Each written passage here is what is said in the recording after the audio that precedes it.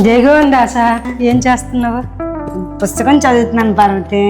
ఏంటే పార్వతి, ఏంటి ఇలా వచ్చావు? ఏంటి సంగతి? ఏం లేదు, మనసు బాగోలేదు ఆశ. మంచి మాటలు చెప్తావని, మంచి కథలు చెప్తావని వచ్చా. అవునా, ఒక కథ చెప్తాను పార్వతి. నేను ఒకసారి బాల్కనీలో నించొని చూస్తూ ఉంటే ఒక చీమ తనకన్నా రెండింతలు పెద్దదైన మూడింతలు పెద్దదైన ఒక ఆకుని మోసుకెళ్తూ ఉంది.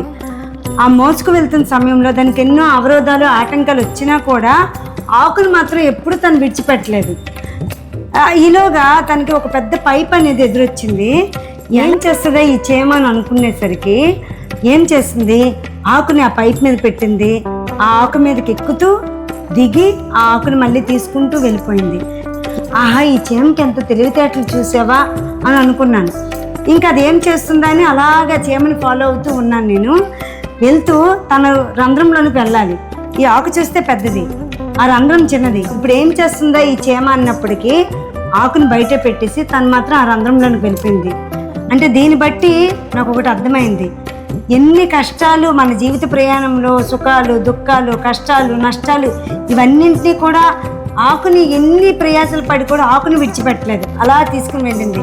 అలాగే ఈ ఆస్తులు అంతస్తులు బంధువులు మిత్రులు చుట్టాలు తల్లిదండ్రులు ఇవన్నీ కూడా మన మృత్యు సమయంలో వాటన్నింటినీ అక్కడ విడిచిపెట్టేసి ఆ మృత్యు రంధ్రంలోనికి మనం వెళ్ళిపోవాలి. అంటే ఇంత పెద్ద ఆకుని ఎంత ప్రయాణంలో తీసుకువెళ్ళి చివరి సమయంలో ఆకుని బయట విడిచిపెట్టింది, ఆ రంధ్రంలోనికి వెళ్ళిపోయింది. అలాగే ఈ చీమను చూసి ఎంత చక్కని ఆదర్శాన్ని మనం తీసుకోవచ్చు కదా. అర్థమైందా? జై గోవిందా. జయ గోవిందా.